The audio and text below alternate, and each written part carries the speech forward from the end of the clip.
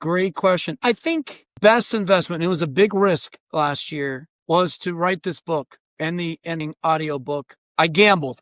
I spent a lot of money. I spent a lot of time. And as we turned into the new year, business was not optimal, but the book came out and I can, and your listeners, the last 7 clients that I've landed, Diversity Training Group, have all come from my book.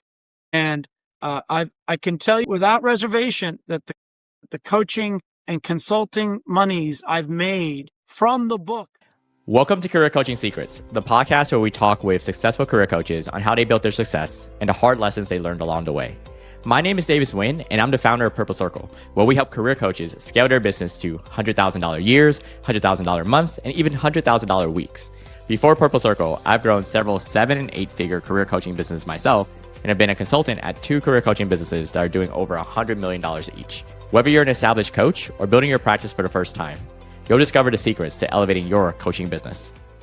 Hey everyone, welcome to another episode of Career Coaching Secrets Podcast. I'm your host, Rexhen, and today's guest is Mauricio Velásquez, president and founder of Diversity Training Group and author of the award-winning book, Tackling Toxicity, a skill-based guide to addressing toxicity. For nearly 30 years, Mauricio has been at the forefront of diversity, equity, and inclusion strategy, training and consulting, helping organizations across industries from Fortune 500 companies to the U.S. Navy build cultures rooted in trust, engagement, and high performance. Through DTG, he has delivered programs in 49 states in the U.S. and more than 70 countries, tackling issues ranging from unconscious bias and emotional intelligence to harassment prevention and conflict management. And it's a pleasure for me to have him on the podcast today. Welcome to the show, Mauricio. My pleasure. It's great to be with you. It's a pleasure for us too. So I wanted to get started on your journey first, where it began. It's been 30 years now. First of all, what inspired you to do this, become a coach and start your own coaching business? I worked for a couple of companies prior to starting my own firm, Diversity Training Group. I had several bad bosses in a row and I couldn't take it anymore. I had to start my own business. When you are self-employed, you can't complain about your boss because you are your boss. So I was, in essence, I had to leave a series of bad managers, bad employers to start my own business and create the company that I wanted to be a part of. And coaching and training is a big part of that. And incidentally, part of my journey, you can see the picture right here. That's my boat. I started my business, Diversity Training Group, on a houseboat in Nino Harbor in Baltimore. So one of the tips I have for coaches and trainers is low overhead. And living on a boat for 5 years, starting my business there, was very advantageous from a cost perspective. I could start the business and I didn't need a lot of cash flow, and I could reinvest every dollar back into the business. Cool. And so right now, when thinking about the people that you work with, your clients, we might have them listening. So usually in this podcast, we have 2 audiences. One audience is other coaches. The other audience is the audiences of the coaches we've had on the show before. So we've kind of borrowed some of their audience as well. And for those of them that are listening that might fit your client profile, how would you describe the ideal client profile for you? Is there a certain industry, demographic, psychographic? How would you describe the ideal client profile? I don't have an ideal client profile per se. It's a client who's proactive. They identified an individual who needs coaching. See, there's 2 kinds of coaching work for me. There's long-term developmental work with this person regularly. The work I often get is there was a moment, sexism, racism, hatred. There was a flashpoint, what I call a moment of truth. And I'm hired to come in and rather quickly assess whether that individual will change or that we need to cut them loose. We need to fire them. So I like the developmental, proactive, long-term clients. I get a little bit of that work.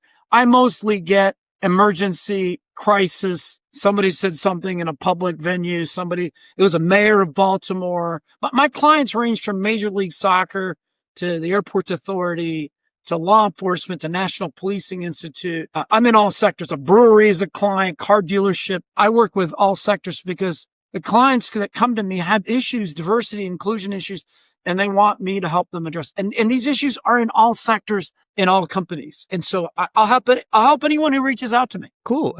how, how is the engagement like for those of them working with you?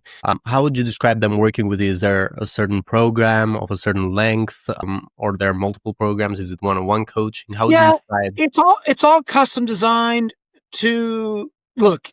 The people I coach, number one question is, are they coachable? So often I'm brought in to do a 360. I interview all the people that work with this person horizontally and vertically, and then I give them feedback. And it's the individual I'm coaching who will decide, and the employer, of course, how long the engagement lasts. Are they seeing behavioral change?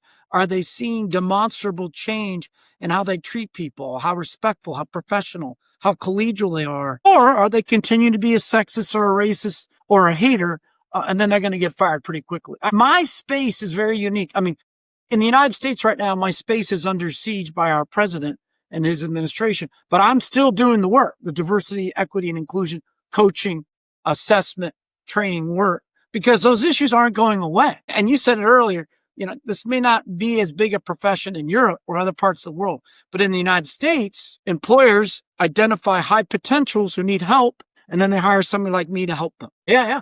For all the coaches who are listening, what is working for you really well marketing wise? Controversial. I don't believe that you can just be exclusively a coach. You need to have a portfolio of services. So I'm a coach, but I'm also a trainer and a consultant. And I'm a speaker. I'm an author. So what's working for me is I find this kind of a journey. I found this out after, but I wrote this book, Tackling Toxicity, and I just finished the audio book. It's amazing in this country. People say, oh, you wrote a book. You must be good. And so I'm invited to speak at all these places, these conferences and trade shows and meetings. And when I speak at one of these venues, I win business because people in the audience are like, this guy's great. We have to have him come in. So train the book and the audience, the market that the book has created. I mean, Tackling Toxicity, it is timely in this country. We are facing some very ugly, nasty, toxic times right now in the United States. So my book is perfectly named, titled Tackling Toxicity.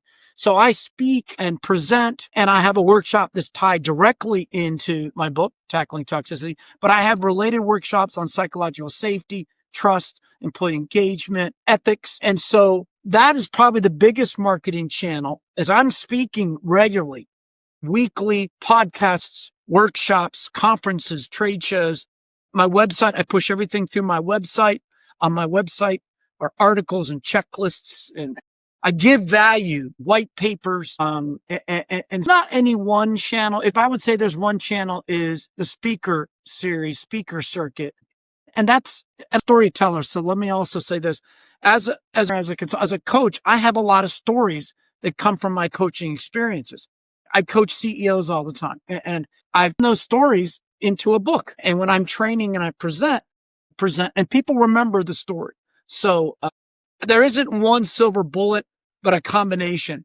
I do some writing, some articles, of course, the big book, but I do some writing as well. Articles, quick hits. I've got a million and a half of people I touch through social media. I've got, a database of maybe, 15,000, and then direct emails, Facebook and all that. Yeah, so it actually makes sense. Many coaches who I've interviewed as well have mentioned that the networking events, speaking networking events, has been something that has worked for them really well. And that especially in like conversion wise, because you can do all of the marketing with other channels as well. It's just that the conversion is much, much higher when they actually get to see you in person, hear from you. And versus like seeing you on LinkedIn, which is different in its own way. There's less of a connection there. So right now, looking to the future for your business for the next 1 to 3 years, do you have any specific business goals that you're working towards of? Well, so I started my business on a houseboat. Then I ran a firm out of my basement of my home. Then my wife, and she says, get everybody out of here. So I bought an office in downtown historic Herndon, Virginia here, right next to Dulles Airport, Washington, D.C. Metro. My goal in the next 3 years is to work less. I'm on a 4-day work week right now. I'd like to get to 3. I love to speak. I love to travel. I love to train. And the coaching is all of that. I'm raising rates on speaking and coaching less, but getting paid more for it. So that's my strategy, is not I mean, I'm in my 30th year. So I'm not like, I've grown the business. I don't want to grow it more. I'm actually kind of shrinking it back, doing what I love to do. See, as a trainer, as a coach, as a speaker, I am just looking for somebody to pay me to do what I love to do every day. And I want to do it less. I want to spend more time. And I want to spend more time at home in other not-for-profit endeavors, church, etc. So that's my goal, is go to 3 days a week, sell this office, move to Charlottesville, probably be a professor at the university. I think that'd be fun. Cool. So yeah, interesting. So yeah, after 30 years, you're trying to kind of like take a step back from it all, and it makes sense. The whole journey, like you started from the boat, now you have the office, now you might go back to the boat. Yeah. Oh, in a minute. I'll do it. I would love to be back on a boat again. A glorious time. It was a houseboat. It was a 40-foot floating Winnebago office. I loved it. It was a great time. I would back. It was a simple time. You know, all my furniture was nailed down. So when I moved off the boat and moved in with my wife, she's like, "Where's all your junk?" What junk? I had a folding chair, a TV VCR. That's it. Books and clothes in bags of plastic bags. So I would love, and now we have a big house full of stuff. You're right on. I would love to go back to that. My wife's like, "No, we're not doing that." Well, it must have been a beautiful experience, I can imagine. Oh, gorgeous. You know, yacht clubs are very, you meet everybody, everybody's friendly. It's a good time. It's especially for an extrovert like me. Oh, I had a ball. So right now, throughout the 30 years of running the coaching business, or let's just say focusing on the last few years, what have been some investments that you've made in the coaching business that you either learned a lot or got a good return from, and could be investments of money or time or both? So what have been some good investments in this case? And also, I'd like to learn what have been some bad investments that you would have preferred to have avoided if there's any bad investment. Great question. I think best investment, it was a big risk last year, was to write this book and the ending audio book. I gambled. I spent a lot of money. I spent a lot of time. And as we turned into the new year, business was not optimal, but the book came out, and I can tell your listeners, the last 7 clients that I've landed, Diversity Training Group, have all come from my book. And I can tell you without reservation that the coaching and consulting monies I've made from the book already has paid for the book. And I was a big gamble last year, but I'm a risk taker. I think I went to a digital phone system. I should have done that sooner in terms of an investment that I should have made sooner, because digital is much less expensive. My website, always trying to improve upon it. It's got to be fast to load. I've got a LinkedIn profile, I've got a good Facebook, can't think of anything where I wasted money, because I'm very smart, really researching before I really make a decision. I think right now it's the marketing of the book itself. See, a lot of the people, 4 million books come out a year in the United States, and most of them don't sell more than 50 copies. And I never thought, I'm going to write this book and it's going to be a New York Times bestseller. No, I thought the book would raise my coaching practice, my training, my consulting. And that's what it's done. The idea that I'm going to sell, and I've sold, I don't know, maybe 1,000 copies, and I have clients, by the way, who hire me to coach, and they buy the book. They buy the book I'm coaching. Or I speak for a client recently, a hospital system, and 150 people in the room, and they all wanted a copy of the book for all the people in the room. So I automatically sold 150 copies. So the book, see, look, coaching is perishable. Training is perishable. If I'm not coaching today, if I'm not training today, I'm losing money. If you're an economist, we call that the opportunity cost. I'm a double major in economics. So what a book does is it bundles your intellectual property into a way of creating a channel of making money that's separate from your coaching or your training practice. So the book makes money, and I don't have to be up with it, doing it, delivering it, selling it per se. So I think all of us in the coaching field, and I'll tell you what is, it created this medium, this virtual. I'm coaching virtually. Probably more of my coaching is virtual than in person. I prefer in person, but I have clients all over the country, and we can record what we do, and we can sell those recordings. I think that's how your listeners have to think. Anytime I do a workshop, my clients record it and then they pay me a royalty for using it over and over again. So again, how do we generate additional sources of revenue? Because ultimately we all love the coaches I know, the coaches you work with, we love to coach, but how do we create other revenue streams to keep the coaching practice alive? That's what I'm thinking. That's what I'm constantly thinking about. Especially for coaches who are looking to, like in your case, minimize the coaching time, and potentially looking for an exit opportunity as well. So that makes a lot of sense. Thanks for sharing that. And now, while you think about minimizing your time, what is the biggest challenge you're facing in doing that? In trying to do less coaching, but actually raising the prices? That is the strategy you mentioned. Where is the main challenge in doing that? The main challenge for me at this moment is getting my book in the bookstore. I mean, look at this cover. I mean, I'm a marketing guy. All right. So you've got Tackling Toxicity. You've got this fabulous cover. Anybody in a store in line, what we call an impulse buy, would see this book and go, oh, I deal with difficult, toxic people at work, at school, at home. I need to buy it. But it's not in the bookstore. That is the toughest challenge for me, is the business to consumer Barnes and Noble push. I'm on iTunes. I'm on, Amazon, whatever, Audible, all that stuff. Like I spoke last week, 40 people bought my books in the back of the room. And whenever I speak, I sell the book. And the book, as you know, people take it back and then they refer. And I'm going to give this to my aunt, who's a nightmare, my mother-in-law. So the book is a marketing piece out there. So 4 million books a year coming out in the United States every year. They're not getting shelf space. They're not in the shelves of bookstores like Barnes and Noble. That's my next big goal, is to get into the actual bookstores. Cool. Interesting. And with that, the tide will rise and my coaching practice go up. I really need PR. I want to be on TV. And I've been on TV before. I want to be that person that people go, I like this guy. I need his book. And then when they read the book, oh, he's a great coach.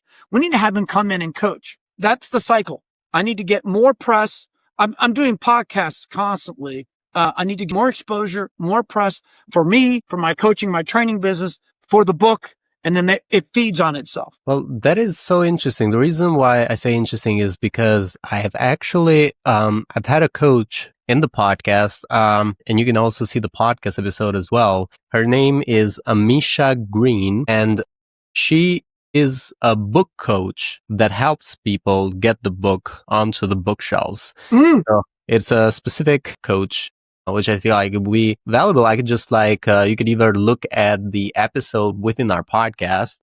Amisha Green, she's from Birmingham, England, UK, but she has clients all over the world. So she helps them in US as well. And you can find her LinkedIn. I actually could send it to you as well. But yeah, I feel like great connection there. Yeah. Especially for your challenge. A coach to help publishers get their book in the store. Brilliant. There's coaches for everything. That's brilliant. Yeah. Thank you for sharing that. Yeah. I mean, she helps you throughout the whole process, but obviously it helps also through getting into the shelf. She helps with the cover and everything. She gets you from point 0 to 100, but she could help you with the getting to the shelves. Fascinating. So yeah. It was amazing that you had that challenge. I wanted to share that. And for everyone who's listening as well, Amisha Green, feel free to check out the podcast episode we did with her, because I asked her quite a few interesting questions of how people get the bookshelves in an airport in Singapore or something like that. How do you do that? That is an interesting. Let's talk about this for a second, though. My book, Tackling Toxicity, why is it popular? Why is it a topic? Oh, we want him to come and speak. Because think about it. Most people on the planet are conflict avoiders. Oh, I don't want to deal with this. So they're being bullied by a toxic person and they don't want to engage, but they suffer in silence. So my book is about skilling them up to go from what I call bystander to upstander. Now, the flip side, my coaching practice is I'm dealing with a toxic person and I have to tell them, you've got to stop being so toxic, and it's behavioral. And they'll say, oh, I didn't mean it. It doesn't matter what you meant. What matters is what you say or do. I had no idea I offended. Doesn't matter. You had no idea. You should know better. So it's an interesting space I'm in. The book. And by the way, I tell people all the time, buy my book and give it to that jerk, that toxic person, and give it to them anonymously, slip it under their door and dog ear some of the pages with posts that say, this is you, because people read my book and go, oh my gosh, that's my boss, or that's my mother-in-law, or whatever. This is a book for the person. Yeah. It's an interesting symbiotic relationship. Yeah, it's also, I don't think there's a lot of books that are covering toxicity in workplaces. So yeah. Yeah, and nothing like mine. Mine's storytelling based, reality based.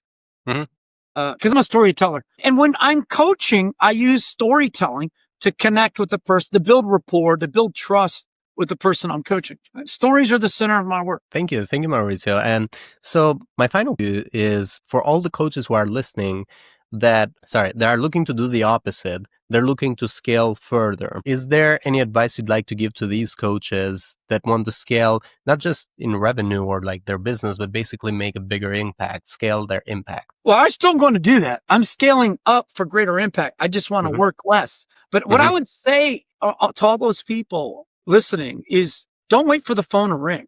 You got to get out, join SHRM, join ATD, go to the local chapters, go to the state conferences, go to the national conferences, apply, get the RFPs, fill out the requests for proposals to speak. And if you're not speaking weekly, don't expect that phone to ring. If I'm not on a podcast last week, I spoke in 3 venues, 1 private client and then 2 public. This week, I'm on the podcast with you. I have another webinar coming up. You've got to be out there in front of people as much as you can. I'm on YouTube. Use what you have, but hopefully you have a story to tell. Hopefully you have the gravitas of a speaker and they go, this guy's a good speaker. He must be a great coach. That's always an interesting jump. And don't be afraid to do things for free. I give stuff away. There are a lot of people that go, well, if you want to pay for it, if you want to see it, you got to pay. I send my content out constantly. Here's our curricula. Here's the whole workshop. They can't do it without me. See, I'm a believer in abundance, but that are scarcity centric. Like, oh, there's not enough to go around. I think there's plenty to go around. You just got to get out there and beat the bushes. Marketing 101. Can't be afraid of the phone. Can't be afraid of standing up in front of people. Can't be afraid of constantly pushing your message. Thank you. Thank you so much, Mauricio. And thank you so much for coming to our podcast today. It was a pleasure to have you on the show. For anyone who's listening to us that wants to connect with Mauricio, they can find you on LinkedIn, Mauricio Velásquez. They will be able to find your profile. They can also go into the website, diversitydtg.com, which we'll put into the description for people to find easily, which is the website they can go to if I'm not. Correct. And on there is a bookstore. Let me make this point real fast. Don't just sell your book on Amazon. You make very little money. On my bookstore, it's tied to books.buy. My royalty is triple of what Amazon is. So if you're thinking, write the book, but be sure you put your book on all platforms. And my book, Tackling Toxicity, is on diversitydtg.com's website. I have my own bookstore. Cool. Thank you. Thank you so much, Mauricio.